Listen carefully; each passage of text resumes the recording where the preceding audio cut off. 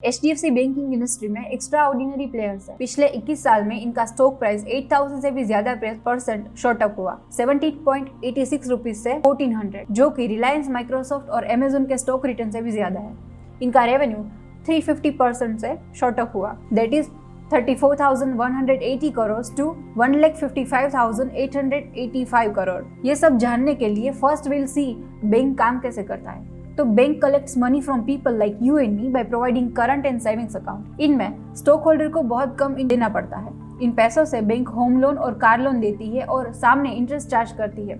So profit of the bank is equal to interest from the borrowers minus interest paid to the depositors. 1990 में RBI registered bank होने के बावजूद scam होने की वजह से कोई भी न्यू बैंक पे ट्रस्ट नहीं करना चाहता था। स्टार्टिंग में डिपॉजिट ना होने की वजह से बोरोअर्स को अट्रैक्टिव सर्विस नहीं ऑफर कर पाई, तो HDFC ने मार्केट रिसर्च करी और एक गैप पाया, that is pain of the cooperative bank transactions. 1998 में कोऑपरेटिव बैंक एक स्टेट तक ही रिस्ट्रिक्टेड था और ब्रांचेस उसी स्टेट में थी, तो इंटरस्टेट ट्रांजैक्शन के लिए वो दूसरे बैंक पर डिपेंडेंट थी, जिसमें बहुत देर और कॉम्प्लेक्सिटी हो जाती, जिससे बहुत सारे सप्लायर्स कोऑपरेटिव बैंक के चेक एक्सेप्ट नहीं करते थे और ये बैंक लोकल बिजनेसमैन के बड़े टिकट्स अकाउंट लूज कर रही थी। तो HDFC ने एज अ सॉल्यूशन कहा इनकी bank all across the country है, सो ये सभी कोऑपरेटिव कस्टमर्स के लिए एट पार चेक इशू करेगी।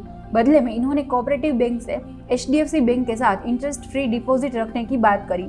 सेकंड के post functioning of the stock market. 1998 में स्टॉक मार्केट में 5 एंटिटीज थी, buyer, broker of the buyer, stock exchange, broker of the seller and seller. और 1990 में और 1990 से पहले ये ट्रांजैक्शन फिजिकली शेयर सर्टिफिकेट के थ्रू होते थे, पर कंप्यूटर्स के आने के बाद डीमटेरियलाइजेशन ऑफ स्टॉक देखने को मिला। स्टॉक ट्रांजैक्शन अब कंप्यूटर्स के थ्रू होने लगा, पर फंड्स तब भी फिजिकली ट्रांसफर होते थे। इनएफिशिएंट थी और इसने 3 major problem entities of supply chain में क्रिएट करी। फर्स्ट, हर एक ट्रांजैक्शन को कम से कम 2 से 3 दिन लगते, क्योंकि सभी एंटिटीज की डिफरेंट बैंक और डिफरेंट ट्रांजैक्शन टाइम था।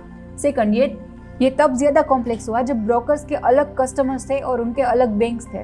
Third, from the sellers and the broker had to settle the transaction for the volume of shares sold by the clients. जब ये ट्रांजैक्शन हो रहे होते हैं तब एक्सचेंज ने फिगर आउट ही नहीं किया होता था कि ब्रोकर के पास ट्रेड एग्जीक्यूट करने के लिए इनफ बैलेंस है कि नहीं। तो इसके लिए HDFC came up with the solution by the name of micro banker, जो कि iFlex नाम की कंपनी ने डेवलप करा। ये fully integrated online banking automation system थी जिसने HDFC को ऑनलाइन फंड ट्रांसफर करने का सुपर पावर दिया। और अब जो हुआ वो रिवोल्यूशन से कम नहीं था। सिर्फ शेयर्स ही नहीं बल्कि फंड्स भी स्टॉक मार्केट की एंटिटीज को सप्लाई चेन में ट्रांसफर हो सके।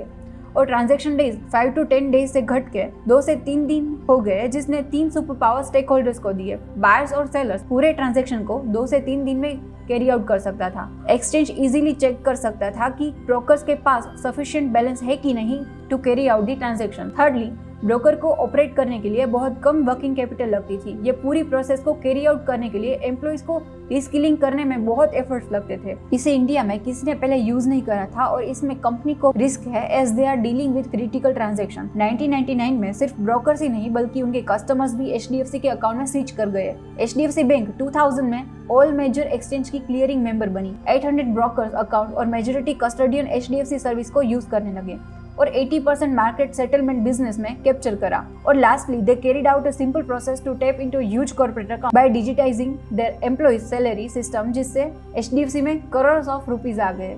1994 to 2000 में इसी वजह से इंडिया की एक ऑर्डिनरी बैंक से लेजेंडरी कंपनी बन गई HDFC। अगर बात करें इसके लेसन्स की, तो फर्स्ट, जब आप न्यू प्लेयर्स होते हो तो पहले मार्केट में गैप फाइंड आउट करो। Second, innovation always happens when a company jumps to the next curve. Third, चाहे आप कितनी भी बड़ी कंपनी क्यों ना हो, अगर आपकी प्रोसेस इनएफिशिएंट है तो small player with good process आपके लिए थ्रेट बन सकते हैं। So I hope you guys like this case study. Stay tuned for the next one. हाथ बढ़ाओ, व्यापार बढ़ाओ। डाउनलोड फायदे नाउ।